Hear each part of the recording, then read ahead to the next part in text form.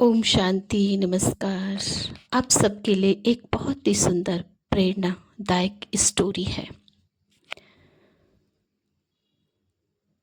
दो चींटियां आपस में बहुत ही अच्छी दोस्त थीं और दोनों अलग अलग पहाड़ पर रहा करती थीं। एक नमक वाले पहाड़ पर रहती थी और एक स्वीट चीनी वाले पहाड़ पर रहती थी। दोनों आपस में बहुत अच्छी दोस्त थीं। तो एक दिन नमक वाले पहाड़ वाली जो चींटी थी, उसने अपनी जो मीठे पहाड़ वाली चींटी थी उसको बुलाया अपने घर खाने पर कि आप मेरे घर आज खाने पर आना। अब वो दिन आया और मीठे पहाड़ वाली चींटी नमक वाले पहाड़ वाली के पास, अपनी दोस्त के पास गई। और जब वहाँ गई तो उसने वैरायटी भोजन बनाया हुआ था उसके लिए और उसने खाया। तो वो पूछती है कि दोस्त बता कैसा खाना बनाए। तो कहती है कि कोई खास नहीं, तेरे खाने में कोई मज़ा नहीं आया। वो कहती है मैंने तो बहुत ही प्यार से बनाया है।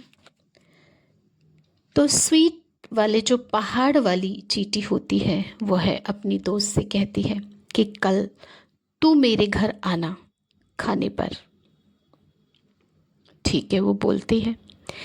तो दूसरे दिन वो नमक वाले पहाड़ वाली चींटी मीठे पहाड़ वाली चींटी के पास जाती है। उसने भी बहुत ही वैरायटी व्यंजन बनाए होते हैं।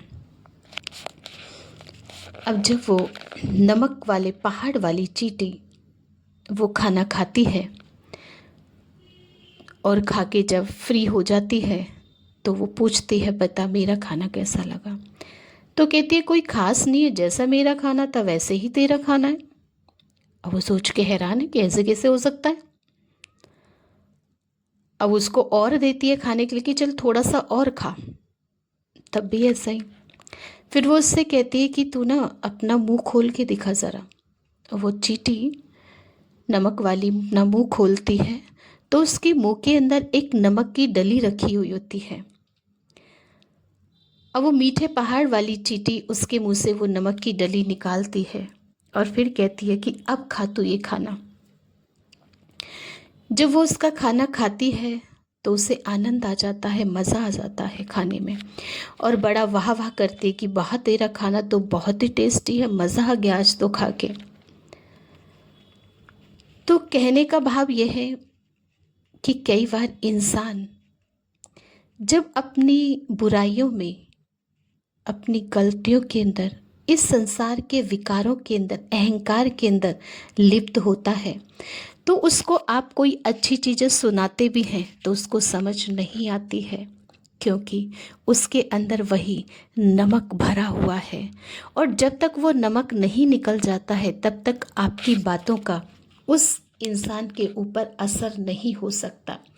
तो ऐसे ही जैसे उसने बड़े प्यार से उसके मुंह से उस नमक की डिल्ली को निकाला, तो ऐसे ही हमें भी ऐसे इंसानों को बहुत ही प्यार से डील करना है और पहले उनके अंदर से उन बुराइयों को धीरे धीरे निकालना है। और जैसे जैसे वो बुराइयां निकलती चली जाती हैं उनको वैसे ही वो बातें अच्छी लगने लगती हैं। तो ऐसी आज इस संसार में वैसे ही है, जैसे देखिए दुनिया में लोग रहते हैं और एक आध्यात्मिक होते हैं तो उन लोगों को वो आध्यात्मिकता, स्पिरिचुअलिटी अच्छी नहीं लगती। जो लोग उन बुराइयों में लिप्त होते हैं तो वो कुछ का कुछ एक्सक्यूज़, बहाना दे देते हैं और वहाँ से निकल जाते हैं। तो इसलिए आप भी रुकें थोड़ा सा, शांति से, धैर्य से और अपने आप को चेक करें। अगर हमारे अंदर ये सब चीज़ें हैं तो मैं सभी से एक रिक्वेस्ट करती हूँ कि आप उन सब चीज़ों को निकालें। और ये जीवन बहुत ही वैल्यूबल है और ये जीवन बहुत ही मुश्किल से मिलता है, उसको बहुत सुंदर बनाएं और सार्थक करें इस जीवन को। कुछ ऐसे कर्म करें जो हम जाने के बाद भी इस संसार से दुआएं प्राप्त करते रहें। तो यही सभी से आस है कि इस कहानी को खुद भी सुने और अपने बच्चों को भी सुनाएं और दूसरों को भी ज़रूर शेयर करें। ओम शांति।